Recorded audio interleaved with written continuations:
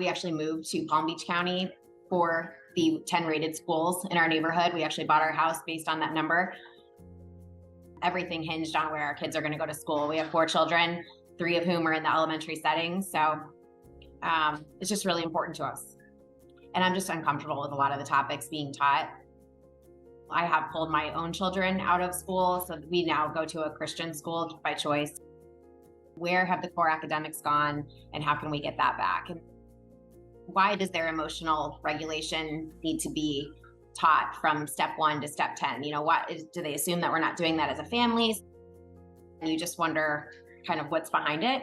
So we do this by reading them books daily. We are constantly being told that there's not enough money in our school system. Yet we find out that not only are all these things taking place in our school system with our tax dollars, diverting money that should be spent on classrooms, on learning, on programming, but there's also a lot of outside money coming in.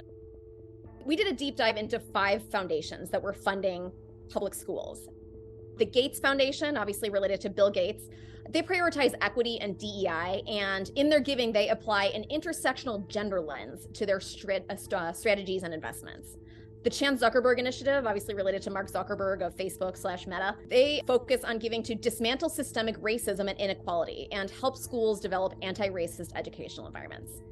The Wallace Foundation, which is one that a lot of people are not aware of, they're giving focuses on fostering equity, primarily through social emotional learning programs. The Kellogg Foundation, related to the cereal, they have a commitment to advancing racial equity and racial healing. And the Windward Fund, which is related to Arabella Advisors, one of the notorious massive dark money organizations of the left, uses a race, equity, diversity, and inclusiveness commitment to advance their giving. So between 2017 and 2021, we reviewed 990s from all these foundations, and we found that there was over $200 million between the 5 foundations that had been spent in 72 school districts across the country. The biggest concern for moms and dads on the ground is the fact that the money wasn't focused on promoting and improving academic achievement, but again, was really focused on affecting student behavior and professional development for teachers, and oftentimes putting a focus on equity or equitable grading when parents were really looking for merit-based standards. This is not just happening in big cities. It's not just happening in blue states. It's happening in red states. It's happening in small cities. And the volume of spending that's happening is it's astonishing. The 2 biggest grants, or the 2 biggest recipients of this funding that we found, were in Battle Creek, Michigan. They received $31.2 million, and Denver, which received $13.4 million. Palm Beach County received a total of $7 million over the past several years. They got massive grants on social emotional learning from the Wallace Foundation. Some of the time was just being wasted on a lot of topics that we discuss at home, and we work on those things as a family. Specifically, critical race theory was slowly seeping into the classrooms. The social emotional learning was a problem for me. A number of these programs, equity, social emotional learning, are actually being used to push a lot of identity-based programming that parents are deeply uncomfortable with because it conflicts with their values. Every hour that's being diverted from reading, writing, and arithmetic and being spent on social emotional learning programs, feelings, bullying, is time that's not being spent in making up learning laws. Our scores are going down, so these programs are not working.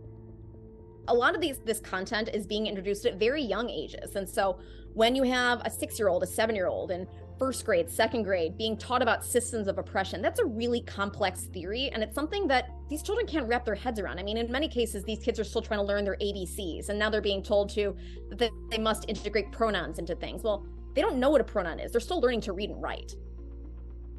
We worked with 26 other parental rights organizations from across the country, coast to coast, asking these foundations to cease their giving on these equity-focused initiatives. Because we believe that although they might be well-intentioned, the underlying message that some of these programs have are detrimental to student learning, to student mental health, and end up distracting from student achievement.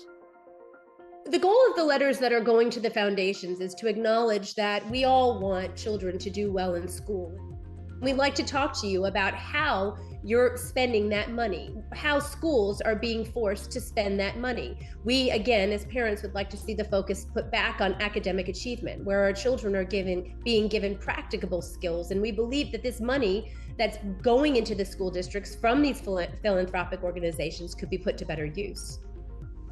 So we hope that governors and other elected officials who are focused on education, who are focused on academic outcomes out of their schools, take a hard look on how their schools are receiving money from outside organizations.